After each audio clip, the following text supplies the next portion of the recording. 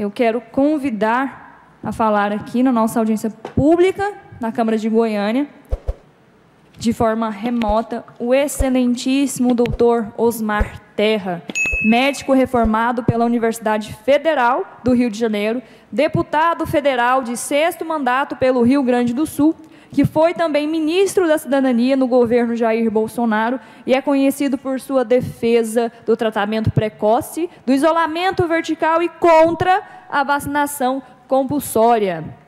Saiba, deputado, que sou muito sua fã e fico muito lisonjeada de estar aqui conosco. Acredito que, se eu seguir os teus passos, a população goianiense ficará muito agradecida. Você é uma inspiração para nós e seja muito bem-vindo. A fala é sua. Muito obrigado, Gabriela, vereadora Gabriela Udarte. É uma honra ter sido convidado aí para poder fazer esse debate. É o primeiro debate que eu vejo organizado e de forma assim muito, vamos dizer assim, voltada para elucidar para a população o que significa esse passaporte, né? E eu gostaria de abordar, eu gostei muito da fala da juíza, da doutora, da nossa juíza, e eu gostaria muito de abordar alguns aspectos de efetividade. Eu coloco em dúvida, e é isso que eu acho que é uma questão central nesse negócio, nessa questão do passaporte sanitário, eu coloco em dúvida a efetividade disso, se funciona isso. E eu vou procurar mostrar para vocês que não funciona, né? Nunca funcionou, nunca funciona, e não funcionaria, né? Eu não sei se alguém aí que está nos vendo tem a minha idade, eu tenho 71 anos. Nesses 71 anos, eu vi 5 grandes pandemias acontecerem. Eu vi uma quando tinha 7 anos, em 1957, a da gripe asiática, que matou mais gente, infelizmente, né? Eu não falo isso como um número, mas naquela época o mundo tinha 1/3 da população atual e morreram 3 milhões de pessoas no mundo, né, na gripe asiática. Logo depois teve a gripe Hong Kong, que morreram 2 milhões de pessoas, em 1968. Também pandemia. Né? Também tinha origem na Ásia e se espalhavam pelo mundo. Isso tem uma outra explicação que eu não vou me delongar sobre ela, mas que é importante que boa parte das grandes epidemias e das gripes, né, epidemias de gripe que surgem no mundo, surgem em lugares frios, onde tem muita gente, uma população muito grande, em contato também com uma população grande de animais, né? Favorece a troca de genes e as mutações dos vírus, né? Esse surgimento, né, dessas pandemias, depois da gripe Hong Kong, nós tivemos a gripe asiática, russa, que foi em 1977, depois o H1N1 em 2009 e agora a Covid em 2020, né? Surge em 2020, final de 2019, início de 2020. Essas pandemias todas, elas têm uma lógica, é a lógica das epidemias virais, né? Elas começam, contaminam muito rápido um grupo logo no início, conforme a capacidade de contágio do vírus, né? E a partir de um determinado momento, quando se estabelece um equilíbrio entre uma população já grande com anticorpos, o vírus começa a declinar a sua capacidade de contágio e começa a diminuir até que desaparece. Isso normalmente dura 15 semanas, 16 semanas, né, essas pandemias. E nessa, ela se prolongou porque a capacidade de contágio do vírus era no início, era uma cepa viral, né, vamos dizer assim, menos agressiva, e a partir nesse processo todo se desenvolveu, antes de terminar o ciclo, se desenvolveu uma outra cepa, aliás, foram se desenvolvendo novas cepas, que aumentaram o tempo em que as pessoas eram contaminadas, o que aumentou a rapidez do contágio, né? É o mesmo vírus, contaminando um grupo, já indo em busca daquelas pessoas que não foram contaminadas antes, né? E, com isso, criando ondas, né, que nós estamos agora se Deus quiser, em vias de terminar, né? Com a última onda agora que está indo para o fim. Né? Os vírus normalmente, vírus com essa agressividade que tem o vírus da Covid, o SARS-CoV-2, eles normalmente terminam quando 75, 80, até um pouco mais, por cento da população já tem anticorpos para eles. E aí eles declinam e terminam. Todas as pandemias anteriores terminaram sem vacina. Todas, né? Quando chegou a um ponto, não sei se alguém se lembra bem do H1N1, eu vivi muito o H1N1 porque eu era o secretário de saúde e tive que coordenar, determinar as ações de enfrentamento, as estratégias de enfrentamento, porque ele entrou pela fronteira do Rio Grande do Sul, ele entrou no Brasil vindo da Argentina pelo Rio Grande do Sul. Então, eu fui obrigado ali nós aprendemos muito sobre essa questão das pandemias e do rápido contágio dos vírus, né? E, com isso, se passou a entender melhor como funciona e como se tem que trabalhar essa questão com a população, né? Então, eu tenho uma experiência vivida de gestão de pandemia, né? Que não é a experiência de um virologista, não é a vivência, embora nós temos um grande virologista, o Paulo Zanotto, aí, né? Nós temos não é só a visão de um epidemiologista, que tem um epidemiologista que agora dita a regra da pandemia, que nunca enfrentou uma pandemia na vida, né? Que é o nosso Pedro Alau, lá de Pelotas, né? Que agora passou ele é epidemiologista, inclusive, de doenças, de outras doenças crônicas e tal, não é de epidemia. Bom, mas eu não quero criticar ninguém, eu só estou dizendo que há uma possibilidade da gente entender melhor quando a gente vive a situação e tem que tomar decisões que afetam a vida de todo mundo, né? Foi o que aconteceu, por exemplo, no H1N1 e que está acontecendo agora, né? Quando os gestores estaduais e gestores municipais passaram a ditar as regras de como se enfrenta uma pandemia e que eu acredito que boa parte deles e boa parte das medidas que foram tomadas foram inócuas, inúteis, né? Essa pandemia começou na China, foi para a Itália, norte da Itália, tinha um grande trânsito de comércio, né, entre a província de Wuhan e a Lombardia, lá, Milão, por causa da moda, né? Eles são a China, Wuhan é o centro da moda, do design de moda da China, e inclusive os chineses, já tem muitos chineses morando em Milão e fazendo um grande intercâmbio, né? São milhares os chineses que já entraram nessa questão da indústria de confecções e indústria da moda.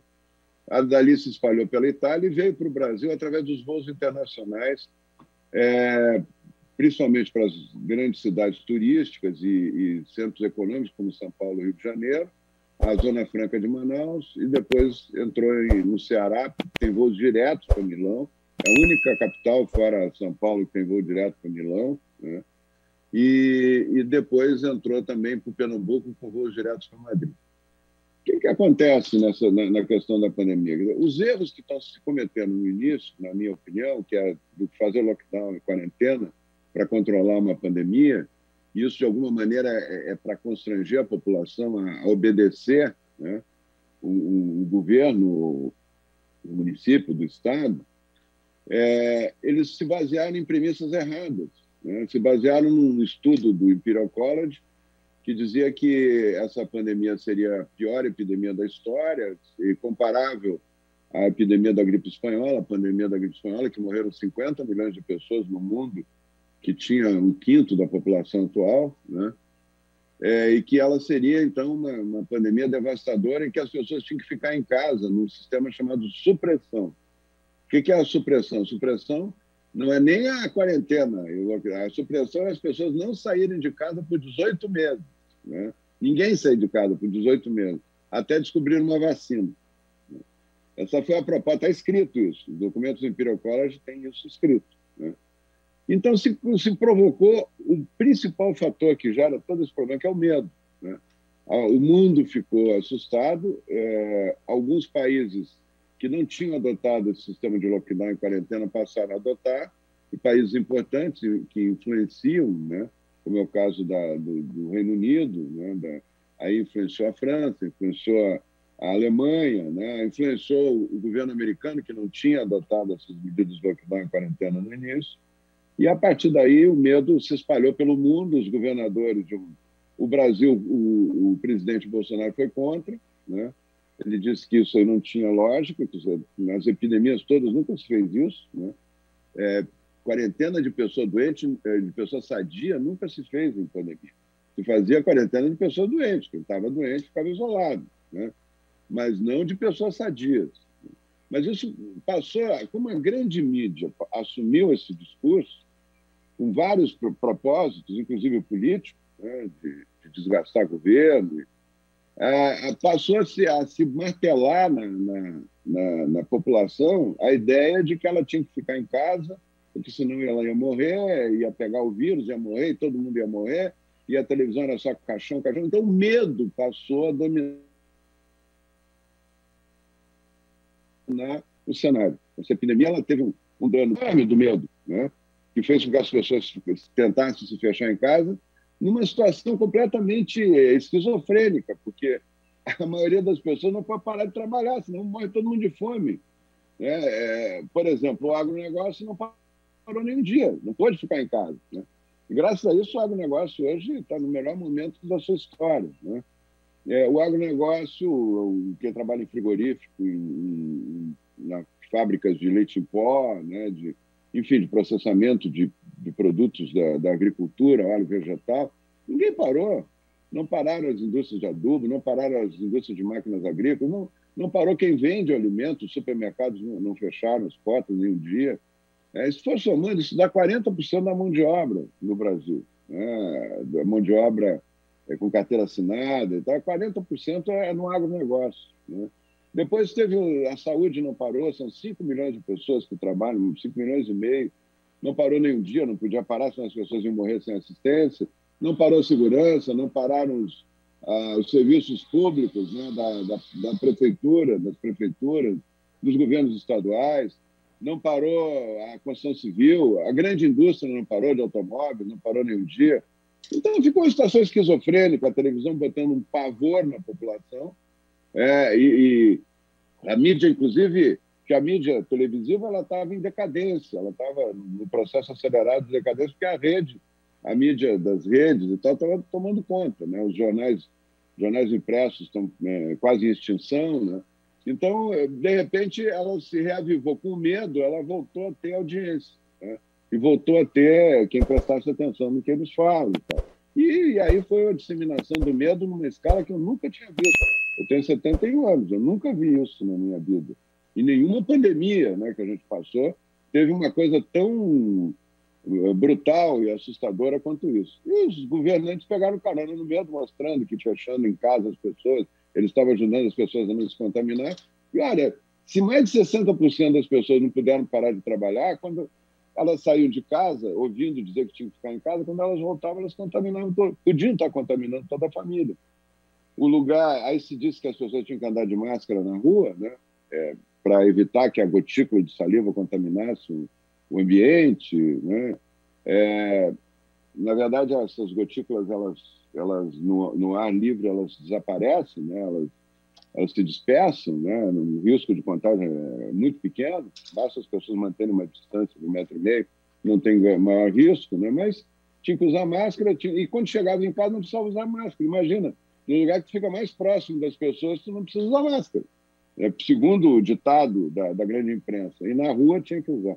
Bom, uma série de erros, de contradições, de posturas, como eu disse, esquizofrênicas, né? E agora está culminando com essa história do passaporte da vacina, né? É a mesma ignorância que levou a fazer quarentena e lockdown e não evitou morte nenhuma, né? Pelo contrário, aumentou o contágio dentro de casa.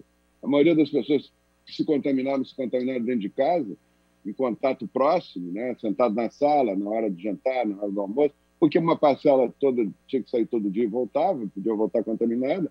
O lugar que mais morreu gente no mundo, principalmente no ano de 2020, foram os asilos de idosos, e não tem ninguém mais isolado que um idoso em asilo, né? Ele não saiu nem um dia para pegar ônibus, não saiu nem um dia para ir numa loja e morreu, pegou o vírus e morreu. Por que ele saiu, pegou o vírus e morreu? Porque alguém saía todo dia do asilo para dormir em casa.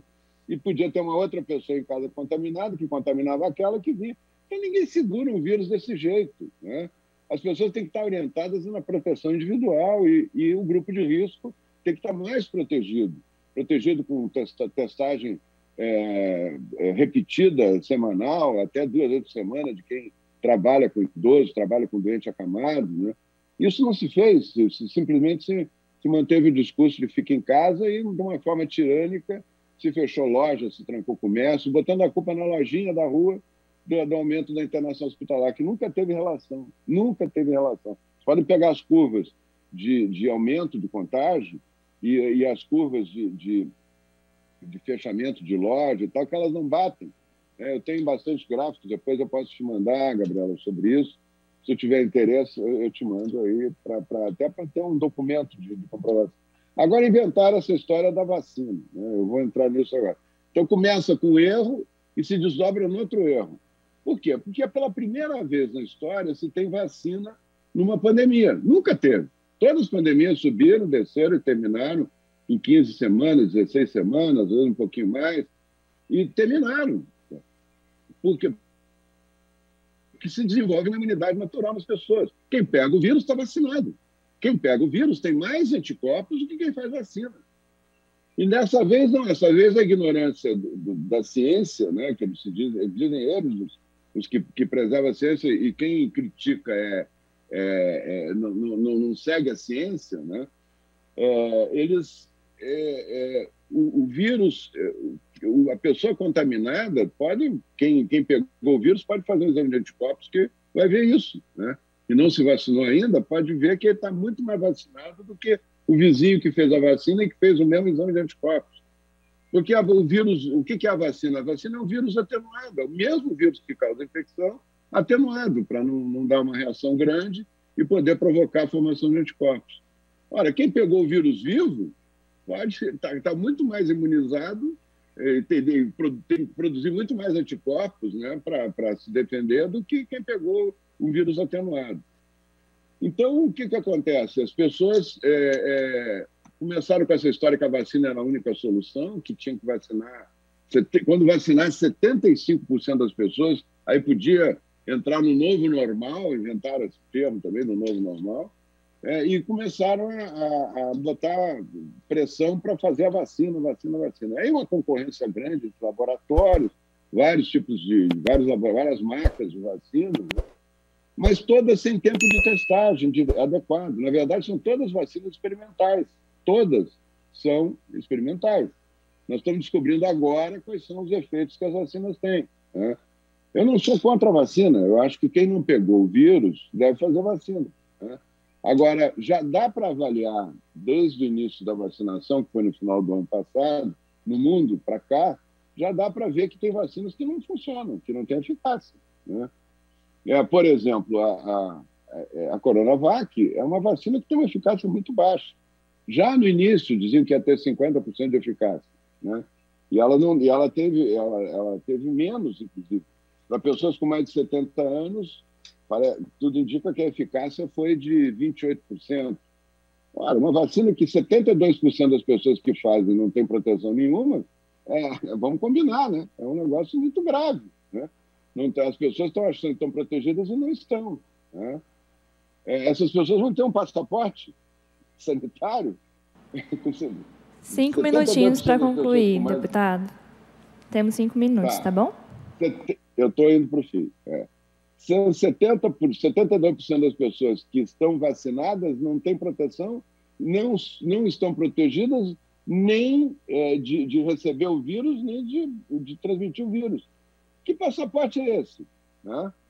No Rio Grande do Sul hoje, isso é uma coisa grave que eu vou falar aqui, no Rio Grande do Sul hoje, 60% das mortes em UTI de Covid, entre 55% e 60% dos dois maiores hospitais, um do interior e outro da capital, que é o Grupo Hospitalar Conceição, 55% a 60% das mortes estão sendo de pessoas vacinadas 2 vezes com a Coronavac, né? Teria uma vacinação completa, né? E mais um tanto lá de pessoas que vacinaram uma vez e um número muito pequeno de pessoas que não vacinaram. Porque hoje A vacina está chegando em grande número, isso é um bom trabalho que foi feito pelo Ministério da Saúde, pelo ministro Queiroga, principalmente, e começando pelo Pazuello e com o Queiroga, né? Chegou muita gente, só que a eficácia da vacina não acontece, né? Então, é que nem a história do ficar em casa achando que está protegido e não está, né? Então, está se dando uma vacina que não protege. Como é que tu vai fazer passaporte sanitário com uma coisa dessa? Né? Que garantia tu vai dar? Tu vai obrigar pessoas que não... Por exemplo, eu posso pegar o vírus, a Gabriela pode pegar o vírus, ficar doente, curar, 99,6% das pessoas que pegaram, se curaram, 0,4% é a letalidade, são as pessoas que, infelizmente, vêm a falecer, né? E essas pessoas têm que fazer vacina na marra, elas estão vacinadas, elas já estão com... para ter o passaporte, elas têm que estar... Então, a pessoa, acho que o exame de anticorpos deveria servir muito mais do que um passaporte sanitário, né? Então, esse passaporte sanitário, para mim, não tem valor nenhum, né? Não vai evitar contágio, não vai evitar proteção para ninguém, não tem efetividade nenhuma, né? Porque nós estamos trabalhando com vacinas experimentais, né? Que a gente não sabe. A Coronavac agora a gente já sabe que é.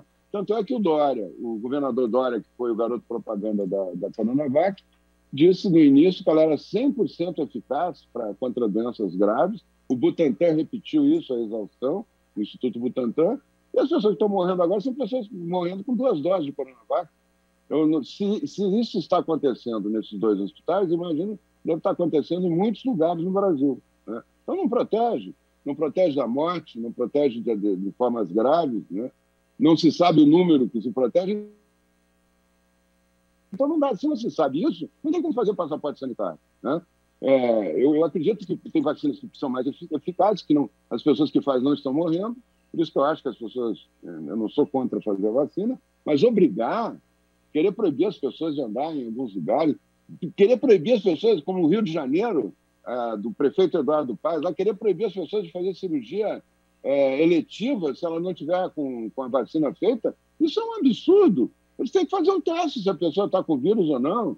É tão simples isso pode fazer com os exames que se faz para a cirurgia. Agora, proibir as pessoas, isso é uma tirania.